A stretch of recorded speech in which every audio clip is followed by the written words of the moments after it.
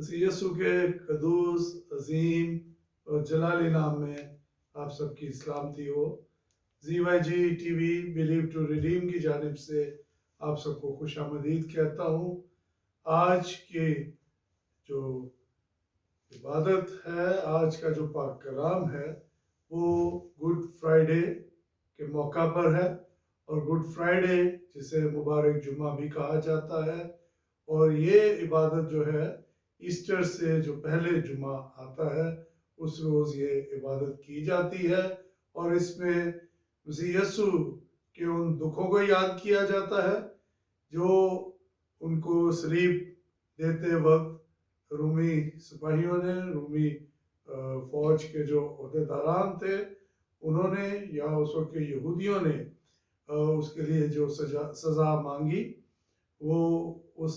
उन तमाम दुखों को, तकलीफ़ों को याद करते हुए और उन 7 कलमात के ऊपर कलाम किया जाता है, बताया जाता है। वो कलमे जो हमारे मुनज्जी खुदावंद यीशु मसीह ने मसलूब होने के वक्त और सलीब पर अपनी जान देने तक जो उन्होंने अदा किए, वो 7 कलमात आज की इबादत में शेयर किए जाते हैं। मेरे अजीज़ों, खुदावंद यीशु मसीह का इस दुनिया में आना एक बहुत बड़ी बात, बहुत बड़ा मौजज़ा और बहुत ही एक उत्तम चीज़ थी, जो कि खुदावंद यीशु मसीह जिस तरीका से पाक रूह की तहरीक से कुंवारी मरियम के वसीला से पैदा हुए, और इस तरह की दुनिया में आमद किसी भी और की नहीं हो पाई। और जो उन्होंने, मसीह यीशु ने दुनिया में मुनादी की और लोगों को मौका बख्शा कि वो निजात के भेद को जान सकें, और फिर खुदा बाप के इरादा के मुवाफिक उन्होंने अपने आप को सलीब पर बलिदान होने के लिए पेश कर दिया, ताकि बाग अदन से जो आदम के और हवा की नाफरमानी के वसीला से खुदा का और इंसान का रिश्ता जो टूट चुका था, उस रिश्ते को दोबारा बहाल करने के लिए ये खुदा बाप का इरादा था, ये प्रोग्राम था, ये प्लान था। और खुदा यीशु मसीह ने, जो कि खुदा के इकलौते बेटे, उन्होंने नहायत फर्मा बरदारी से इस प्याले को पिया और अपनी जान सलीब पर बलिदान होने के लिए पेश कर दी। मेरे अजीजों, कलाम में आज की इस इबादत के वसीला से बहुत सारी हम उन पेशन गोइयों को भी जान सकेंगे जो कि खुदा यीशु मसीह ने उनको पूरा किया, या वो नविश्ते जो पहले कहे जा चुके थे वो खुदा यीशु मसीह के वसीला से पूरे हुए। जैसा कि ईसाया नबी का सहीफा उसका 53 बाब और उसकी 3री आयत में लिखा है कि वो आदमियों में हकीर व मरदूद, मर्द गमनाक और रंज का आशना था। लोग उससे गोया रुपोश थे, उसकी तहकीर की गई और हमने उसकी कोई कदर ना जानी। सलीबी मुकाम गलगता, जिसका लातीनी तर्जुमा कैलवेरिया है, और इसी से लफ्ज कैलवरी इंग्लिश के लिए निकला, और उर्दू जुबान में भी कैलवरी का लफ्ज इस्तेमाल किया जाता है। ये जगह यरूशलेम की फसील के करीब वाक़या थी, और बताया जाता है कि इस जगह का जो इसका हदूदरबा या इसकी वज़ा शक्ल जो है, वो उसकी बनावट खोपड़ी की मानद थी, यानी कि स्कल की मानद थी। मसीह यीशु ने सलीब पर 7 कलमात कहे। ये कलमाजात मसीह यीशु की जिंदगी, उनकी सीरत, उनकी खसलत, उनके मिशन, उनकी खिदमत के वाज़ेह तौर पर ये आयनादार है। इन कलमात का जिक्र जो है वो चारों अनाजील में मिलता है, अनाजील अरबा में, और लूका की इंजील में 3 कलमाजात हैं, मत्ती की इंजील में 1, यूहन्ना की इंजील में 3, और मरकस की इंजील में भी कलमाजात को ये रिपीट किया गया है। पहला कलमा जो है, जो खुदा यीशु मसीह ने बयान किया, जो उन्होंने फरमाया, वो लूका की इंजील उसका 23 बाब और उसकी 34वीं आयत है, जिसमें خدا ان کے پاک کلام میں لکھا ہے کہ مسیح یسوع نے کہا اے باپ ان کو معاف کر کیونکہ یہ نہیں جانتے کہ کیا کرتے ہیں۔ میرے عزیزو، یہ معافی کا کلمہ ہے۔ اس کلمے میں خدا یسوع مسیح نے باپ سے التجا کی کہ اے باپ ان کو معاف کر کیونکہ یہ انجان ہے، یہ ناواقف ہے، یہ اس سچائی سے برابر نہیں ہو سکے اور یہ نہ جانتے ہوئے یہ غلطی کر رہے ہیں، تو ان کو معاف کر دے۔ میرے عزیزو، یسایہ نبی کا صحیفہ اس کے 53 باب اور 12ویں آیت میں بھی کہا گیا کہ اس نے خطا کاروں کی شفاعت کی۔ اور اگر ہم اس موقع کے حوالے سے دیکھیں تو یہاں پر رومی فوجی سپاہی تھے اور ان کا روزمرہ کا یہ کام تھا کہ وہ جن لوگوں پر جرم ثابت ہوتا تھا ان کو وہ مصلوب کیا کرتے تھے، مجرموں کو ان کے ہاتھوں پیروں میں کیل ٹھونک کر ان کو لٹکا دیا جاتا تھا۔ دوسرا جو کردار ہم دیکھتے ہیں تو وہ ہے پیلاطس کا۔ پیلاطس کو بتایا جاتا ہے کہ یہ شخص جو ہے یہ اپنے آپ کو یہودیوں کا بادشاہ کہتا ہے، اور پیلاطس اس بات کو جان گیا تھا کہ یہ شخص بے گناہ ہے اور راست باز ہے۔ اور تیسرے جو لوگ تھے وہ وہاں کی عوام تھی، وہ یہودی تھے، وہ یہ جانتے تھے کہ خدا نے ان کے اوپر بارہا دفعہ ظاہر کیا کہ وہ یہ خدا کا اکلوتا بیٹا ہے اور اس بات کو ثابت کیا کہ یہی مسیح ہے، لیکن انہوں نے اس بات کو اس موقع پر آ کر اپنے دل و دماغ، آپ کہہ لیجئے کہ ان کے برین واش ہو چکے تھے، ان کی توجہ یا ان کی سوچ اس بات پر تھی ہی نہیں، بلکہ ان کا پرزور مطالبہ تھا کہ اس کو مصلوب ہونا چاہیے۔ چوتھا جو کریکٹر ہم دیکھتے ہیں وہ ہے اس وقت کے سردار کاہن اور علماء دین، فقی فریسی، جو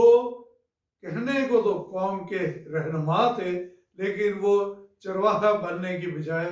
وہ بھیڑیے کا کردار ادا کر رہے تھے۔ ان کو صرف اور صرف اپنے عہدے کا فکر تھا اور لوگوں کا یہ خیال تھا اپنے ان قائدین کے متعلق کہ جب مسیح آئے گا تو یہ ہمیں بتائیں گے اور پھر ہی ہم اس پر ایمان لائیں گے۔ میرے عزیزو، دوسرا کلمہ جو ہے لوکا رسول کی انجیل اس کا 23 باب اور ورس 43 ہے۔ یہاں پر لکھا ہے کہ میں تجھ سے سچ کہتا ہوں کہ آج ہی تو میرے ساتھ فردوس میں ہوگا۔ یہ نجات کا کلمہ ہے، اور اس کے پس منظر میں جائیں تو ہم دیکھتے ہیں کہ جب خدا یسوع مسیح کو مصلوب کیا گیا تو ان کے دائیں اور بائیں ایک ایک ڈاکو کو بھی مصلوب کیا گیا، اور ایک ڈاکو ان میں سے وہ آپ یہ کہہ لیجئے کہ خدا یسوع مسیح پر طنز کرتا ہے۔ وہ یہ کہتا ہے کہ اگر تو یہودیوں کا بادشاہ ہے تو تو اپنے آپ کو بھی چھڑا اور ہمیں بھی چھڑا دے، جبکہ دوسرا ڈاکو جو ہے وہ اسے غصے سے بات کرتا ہے اور اسے کہتا ہے کہ ہم نے تو جو قصور کیے ہم اس کی سزا پاتے ہیں، ہم نے جرائم کیے ان کی ہم سزا پاتے ہیں، اور جبکہ یہ شخص جو ہے اس کا کوئی جرم نہیں۔ اور لفظ فردوس جو خدا یسوع مسیح نے استعمال کیا کلام مقدس میں، یہ لفظ بہت زیادہ دفعہ ہمیں نہیں ملے گا۔ مکاشفہ کی کتاب اس کا 2 باب اور اس کی 7ویں آیت میں یہ لفظ ملتا ہے، اس جگہ اس مقام کا ذکر ملتا ہے کہ فردوس کیا ہے، جہاں لکھا گیا ہے کہ جو غالب آئے ہیں میں اسے اس زندگی کے درخت سے جو خدا کے فردوس میں ہے پھل کھانے کو دوں گا۔ مسیح یسوع کو دنیا میں آنے سے 700 سال قبل یسایہ نبی کا صحیفہ اس کا 53 باب اور اس کی 12ویں آیت میں یہ پیشن گوئی کی گئی کہ اس نے اپنی جان موت کے لیے انڈھیل دی اور وہ خطا کاروں کے ساتھ شمار کیا گیا، تو بھی اس نے بہتوں کے گناہ اٹھا لیے۔ اس بات سے فرق نہیں پڑتا کہ کوئی بھی شخص کتنا گناہ گار ہے، فرق اس بات سے پڑتا ہے کہ یسوع کتنا بااختیار ہے۔ مسیح یسوع نے صلیب پر ہونے کے باوجود اس ڈاکو کو کہہ دیا کہ آج ہی تو میرے ساتھ فردوس میں ہوگا۔ نجات راست بازی کے کاموں سے نہیں بلکہ مسیح یسوع پر ایمان لانے کی، ایمان رکھنے کی بدولت ملتی ہے۔ آئیے ہم بڑھتے ہیں اب تیسرے کلمے کی جانب۔ یوحنا کی انجیل 19 باب اور اس کی 26ویں اور 27ویں آیت۔ اس کو محبت کا کلمہ بھی کہا جاتا ہے۔ خدا ان کے پاک کلام میں سے ہم پڑھیں گے، یسوع نے اپنی ماں اور اس شاگرد کو جس سے محبت رکھتا تھا پاس کھڑے دیکھ کر ماں سے کہا، اے عورت، دیکھ تیرا بیٹا یہ ہے۔ پھر شاگرد سے کہا، دیکھ تیری ماں یہ ہے۔ میرے عزیزو، یسوع اگرچہ صلیب پر تھا، جان کنی کی حالت میں سے گزر رہا تھا، بے بہا تکلیفوں کو وہ سہ رہا تھا اور سہ چکا بھی۔ صلیب تک پہنچتے پہنچتے ہم سب جانتے ہیں کہ اس کو کوڑے مارے گئے، اس کے اوپر لان تان کی گئی، اس کو چھیدا گیا، اس کے سر کے اوپر کانٹوں کا تاج رکھا گیا، اس کو دھتکارا گیا، اس کو دھکے دیے گئے، اس کے لباس کو اتار کر اس کے اوپر کرا ڈالا گیا، یعنی ہر طریقے سے اس کو اذیت دی گئی۔ لیکن یہ مقام جہاں پر وہ صلیب پر ہے، وہاں پر جہاں وہ اپنی روحانی ذمہ داری بھرپور طور سے پوری کر رہا ہے، وہاں پر ہی اس نے اپنی دنیاوی ذمہ داری جو ہے اس کو بھی اس نے بلایا نہیں۔ اس نے اپنی ماں کو یاد رکھا اور اپنی ماں کو اپنے شاگرد کے حوالے کیا جس کو وہ بہت پسند کرتا تھا، اور اس شاگرد کو بھی یہ کہا کہ یہ تیری ماں ہے۔ میرے عزیزو، یونانی متن میں اے عورت کا جو لفظ ہے یہ میم یا میڈم کے لیے استعمال کیا جاتا تھا، اور ہم دیکھتے ہیں کلام مقدس میں کہ خدا یسوع مسیح نے جب بپتسمہ لیا اور اس کے بعد جب وہ خدمت میں انہوں نے شروع کی، تو اس کے بعد سے انہوں نے اپنی والدہ کے لیے، اپنی ماں کے لیے جو لفظ استعمال کرتے تھے وہ اے عورت کا لفظ استعمال کرتے تھے، یعنی جیسے میڈم کہنا یا کسی کو میم کہہ کے بلانا۔ جیسا کہ ہم دیکھتے ہیں کانا گلیل کی شادی میں، وہاں پر بھی خدا یسوع مسیح نے اپنی ماں کو اے عورت کہہ کر پکارا تھا۔ یہاں پر ہم اس کو کنکلوژن یہ ہے کہ انہوں نے محبت کا درس دیا، انہوں نے اپنا اس خاندان یا اپنی والدہ کا احساس کیا اور ان کی ذمہ داری کو احسن طریقے سے اپنے شاگرد کے سپرد کیا۔ آج ہمیں بھی یہ دیکھنا ہے کہ ہم اپنی ذمہ داریوں کو کس طور پر پورا کرتے ہیں، ہم اپنے ماں باپ کا کس طرح سے خیال کرتے ہیں، ہم اپنے بہن بھائیوں کا کس طرح سے خیال کرتے ہیں، ہم اپنے پڑوس کا کس طرح سے خیال کرتے ہیں، کیونکہ خدا یسوع مسیح نے یہ کلمہ محبت کے حوالے سے اور احساس کرنے کے حوالے سے بیان کیا۔ چوتھے کلمے کی جانب بڑھیں گے۔ چوتھا کلمہ متی کی انجیل اس کا 27 باب اور 45ویں اور 46ویں آیت ہے۔ یہی واقعہ جو ہے مرکز کی انجیل 15 باب اور اس کی ورس 34 میں بھی ملتا ہے۔ یہاں پر لکھا ہے کہ اور دوپہر سے لے کر تیسرے پہر تک تمام ملک میں اندھیرا چھایا رہا، اور تیسرے پہر کے قریب یسوع نے بڑی آواز سے چلا کر کہا، ایلی ایلی لما شبقتنی، یعنی اے میرے خدا تو نے مجھے کیوں چھوڑ دیا۔ میرے عزیزو، ہم دیکھتے ہیں کہ خدا یسوع مسیح نے جب بھی دعا کی خدا سے، اور قریب 21 بار بائبل میں ذکر ملتا ہے، اور جب بھی انہوں نے دعا کی تو انہوں نے اے باپ کہہ کر پکارا، لیکن یہاں پر انہوں نے کہا کہ اے میرے خدا تو نے مجھے کیوں چھوڑ دیا۔ یہ جو تاریکی چھا گئی، نہ تو کوئی سورج کو گرہن لگا، نہ ہی بادلوں نے سورج کو کور کیا، بلکہ یہ ایسی تاریکی تھی جو کہ دوپہر کے 3 بجے کے قریب چھائی ہے۔ 9 سے 12 تک خدا یسوع مسیح نے جو پہلے 3 کلمہ کہے، اور یہ وقت اس وقت جو تھا قریب 3 بجے کا تھا اور پورے ملک میں اندھیرا چھا چکا تھا۔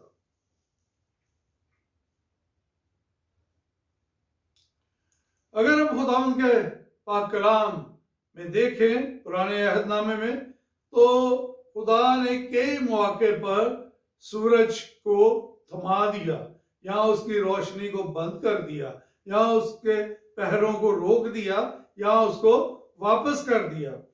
کلام مقدس میں یشوع 10 باب اس کی 13ویں آیت میں لکھا ہے کہ سورج ٹھہر گیا اور چاند تھما رہا۔ دوسری سلاطین 20 باب اور اس کی 11ویں آیت میں یسایہ نبی نے خدا سے دعا کی، اور خدا نے سورج کو پچھلے پہروں میں یعنی پیچھے لوٹا دیا۔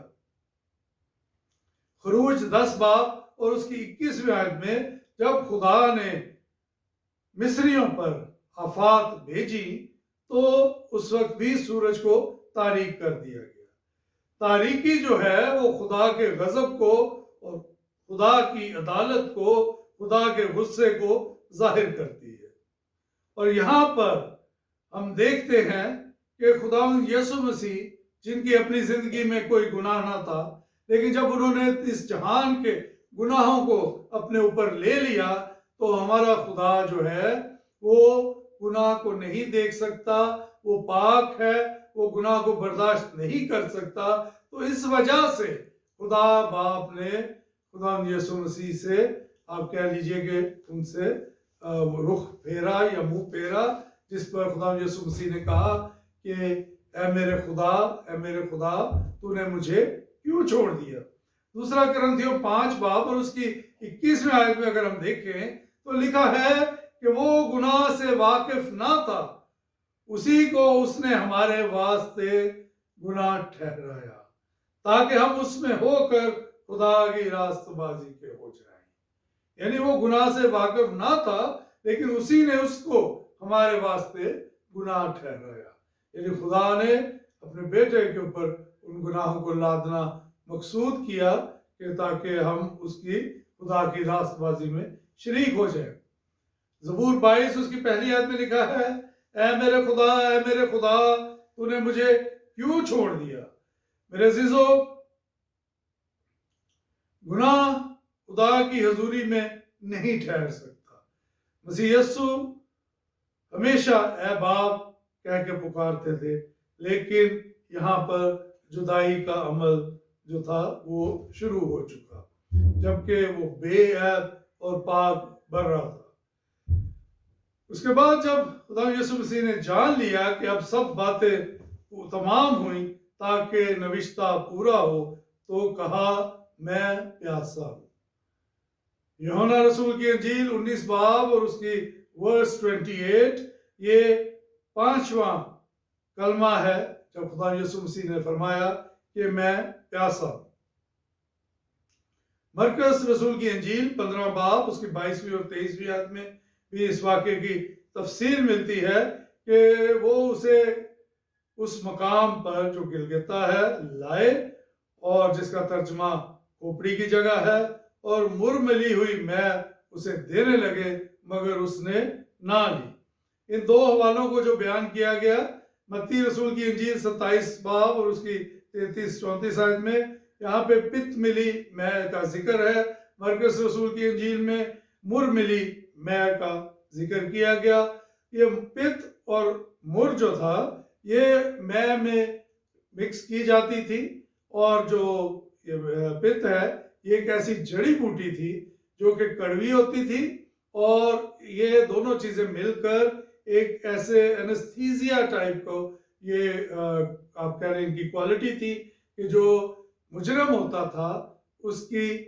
ہاتھ پاؤں سن سے ہو جاتے تھے، جس کی وجہ سے اس کو ان کیلوں کے ٹھونکنے کی کچھ تکلیف قدرے کم ہوتی تھی، اور جو رومی سپاہی تھے وہ بھی اپنا کام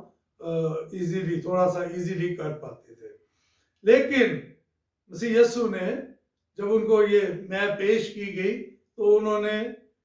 پہلی دفعہ جب میں پیش کی گئی تو انہوں نے اس میں کو پینے سے انکار کر دیا۔ یہ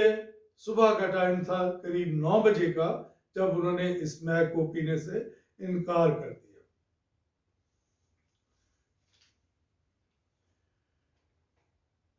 یوحنا کی انجیل 19 باب اور اس کی 29ویں آیت میں اگر ہم دیکھیں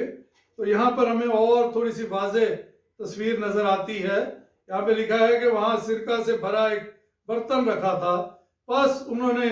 سرکہ میں بھگوئے ہوئے اسپنج کو زفہ کی شاخ پر رکھ کر اس کے منہ کو لگایا۔ یعنی یہاں پہ ہمیں ڈیٹیل مل جاتی ہے کہ ایک برتن تھا جس میں سرکہ رکھا ہوا تھا اور اسپنج تھا، اس میں انہوں نے سرکہ میں اس اسپنج کو بھگویا اور زفہ کی شاخ پر رکھ کر اس کے منہ کو لگایا۔ یعنی اسپنج جو ہے، یہ خیال کیا جاتا ہے کہ رومی جو سپاہی تھے ان کی کٹ کا ایک یہ حصہ تھا، اس میں شامل ہوتا تھا، اور زفہ جس کا ذکر کیا گیا، استعمال کیا گیا، وہ ایک درخت کی شاخ تھی۔ اور کلام مقدس میں ہم پڑھیں پرانے عہد نامے میں تو ہمیں پتہ چلتا ہے کہ جب مصر میں پہلی فسح کے موقع پر برے کا لہو جب چوکھٹوں پہ لگایا گیا تو اس وقت یہ زفہ کی شاخ کو استعمال کیا گیا، اور جو ایمان لانے والے یہودی تھے ان کو یہ واقعہ یاد آیا ہوگا کہ کیسے مصر میں برہ کے لہو سے ان کا وقتی طور پر خلاصی ہوئی تھی، اور یسوع نے کیوں کہا کہ میں پیاسا ہوں؟ اس لیے کہ پیشن گوئیاں جو ہیں وہ پوری ہو سکے۔ زبور 69 ورس 21 میں لکھا ہے کہ انہوں نے مجھے کھانے کو اندرائن بھی دیا اور میری پیاس بجھانے کو مجھے سرکہ پلایا۔ زبور 22 اس کی 15ویں آیت میں لکھا ہے کہ میری قوت ٹھیکرے کی مانند خشک ہو گئی اور میری زبان میرے تالو سے چپک گئی۔ یعنی یہ وہ پیشن گوئیاں تھیں جو کہ خدا یسوع مسیح کے آنے سے پہلے بیان کی گئی کہ مجھے کھانے کو انہوں نے مجھے اندرائن دیا اور میری پیاس بجھانے کے لیے مجھے سرکہ پلایا۔ میرے عزیزو، بڑھتے ہیں چھٹے کلمے کی طرف۔ یوحنا رسول کی انجیل 19 باب ورس 30 کاملیت کا کلمہ ہے۔ لکھا ہے، پس یسوع نے جب وہ سرکہ پیا تو کہا کہ تمام ہوا، اور یہ کہہ کر جان دے دی۔ کلام مقدس میں لکھی ہوئی تمام پیشن گوئیاں، تمام نوشتیں، تمام نبوتیں یہاں پر تمام ہو گئیں، مکمل ہو گئیں۔ کامل برہ کی قربانی نے ان تمام قربانیوں کو تمام کر دیا، ختم کر دیا، جو گناہوں کو صرف ڈھانپ تو سکتی تھی لیکن مکمل طور پر دھو نہیں سکتی تھی۔ گناہوں کی دستاویزات کو مٹا دیا گیا۔ کہانت کی وہ لڑی جو کہ بنی اسرائیل میں رائج تھی وہ اب ختم ہو چکی، اور اس بار کاہن جو کہ بروں کا یا بیلوں کا خون لے کر قربان گاہ میں جاتا تھا، اب جو سردار کاہن ہے اس نے ایسی قربانی گزرانی جس میں کسی جانور کا خون نہیں، جس میں کسی بھیڑ بکری یا مینڈے کا یا بیل کا خون نہیں، بلکہ اس نے اپنے خون سے ہی یہ قربانی پیش کر دی۔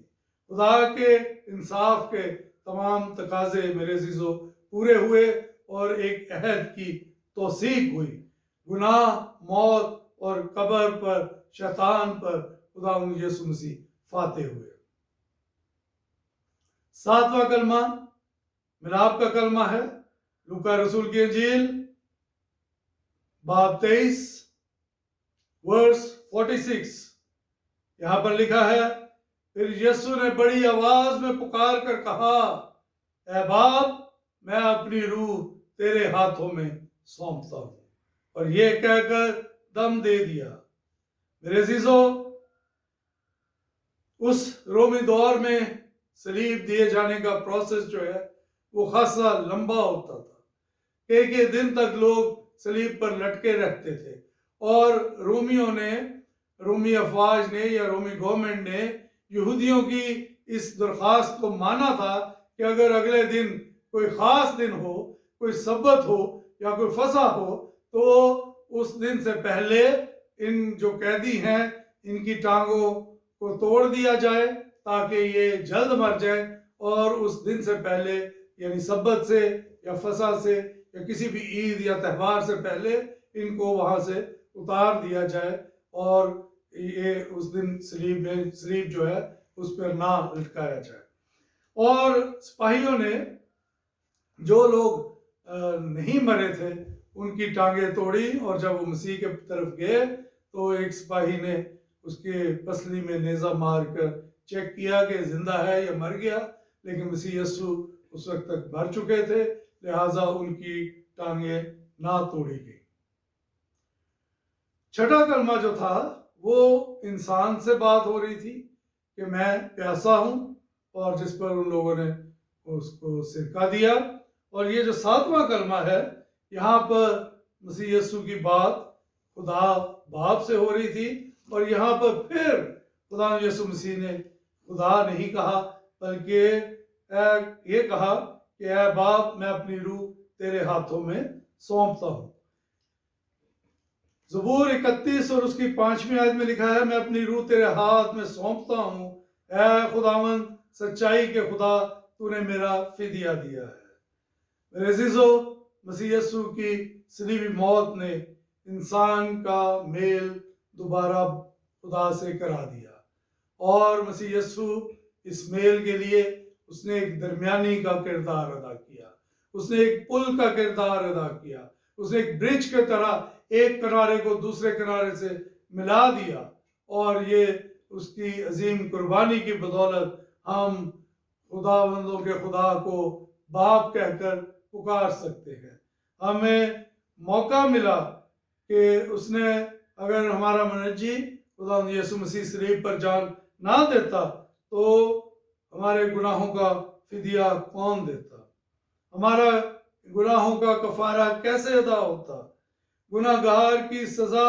یا غضب الہی سے کیسے بچا جا سکتا تھا؟ انسان اور خدا کا میل کس طرح ہو سکتا تھا؟ اور کس طرح